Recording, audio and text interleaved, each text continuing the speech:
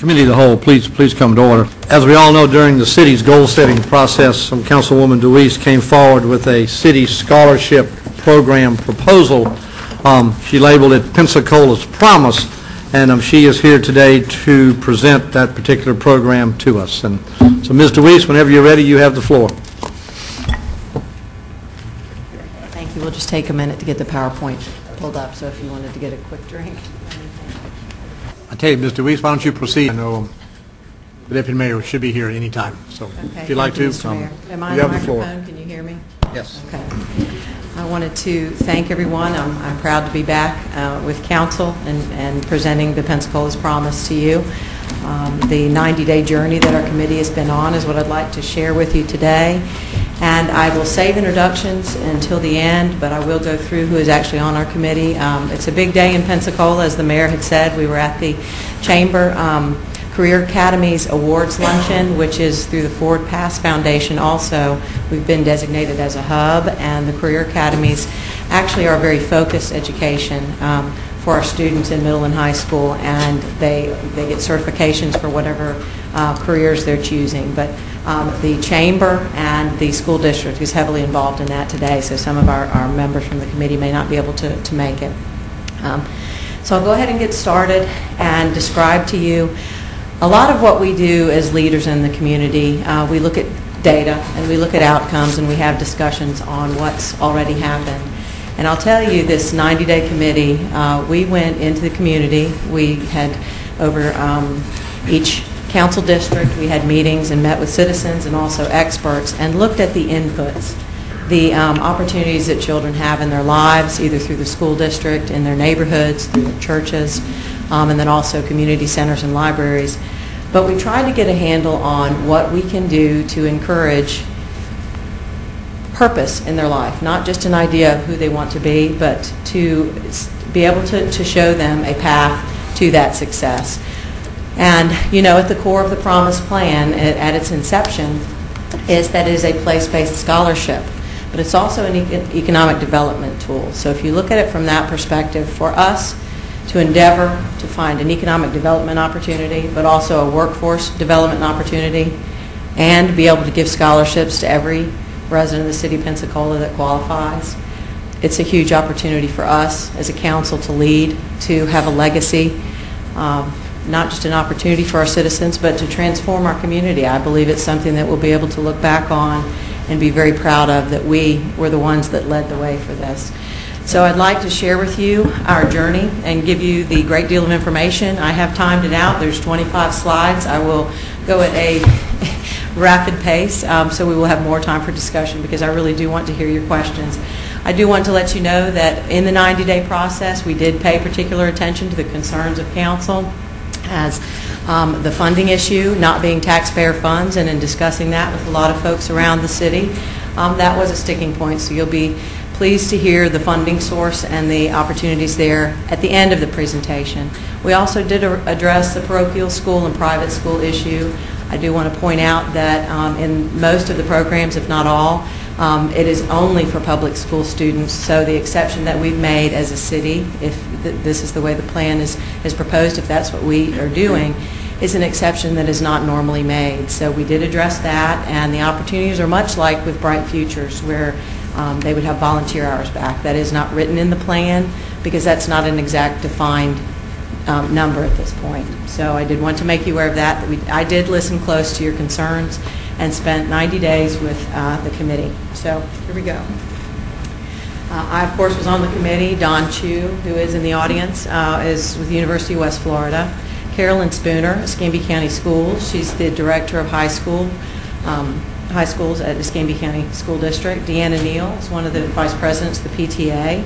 Patrice Whidden with the PJC Foundation. Martha Coe is the registrar at Pensacola Junior College and brought a great deal of really incredibly important data to our endeavor. And then also Kara Melendez with the Chamber of Commerce, some of the economic development opportunities and the roadmap for success that the Florida Chamber has developed. She was able to share that. And then Lou Timothy May, he is a counselor for TRIO, which is a program that starts in middle school for at-risk and low-income children, and it's also at PJC that they engage those children and career opportunity and counseling and bring them all the way through their post-secondary education experience.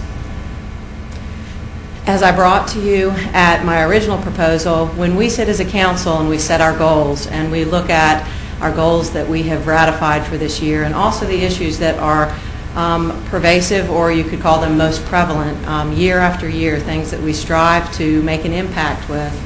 The Promise Plan being an economic development tool and also a workforce development tool, it changes every conversation we have about all these other issues. It creates a different baseline, if you will. It's almost like a different starting point for these issues.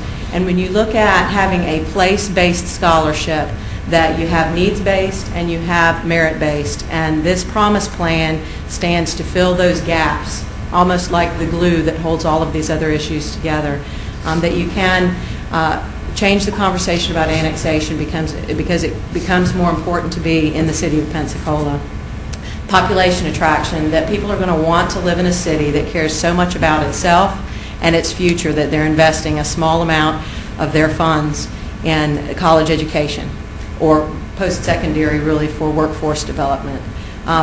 The earning power of your citizens, and I'll go into that in some greater detail later, but that the core of our population within the city, right now, the 18 to 24-year-old population, half between they either have not finished high school or just finished high school. So that's the core of our workforce in 10 years, and we have to look at that, just like the state of Florida is looking at workforce development.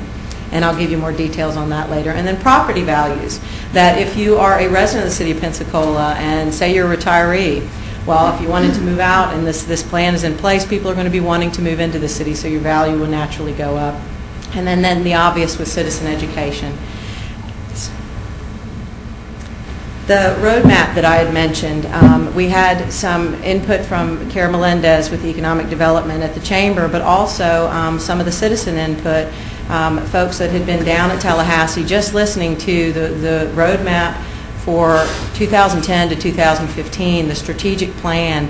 And really, if we back the plan for Florida up and look at how do we implement some of their ideas, and if we as a body sit as city council, we often say that we're also the board of directors for a business. And I think the easiest way to understand this is that that's the talent supply chain, or it is your human capital, that the most valuable part of any business is its employees. And although citizens are not that, they are our resource. They are our most valuable resource. And that's what the state of Florida has gotten their head around here and tried to explain to you the need to start early, but also to continue that in different areas of education, starting in early education all the way through post-secondary. Basic principles of the program.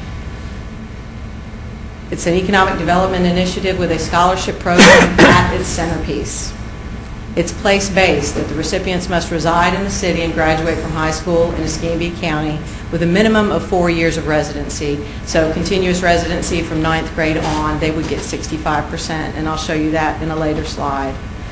It is universal, so all students who graduate and meet the residency requirements are eligible.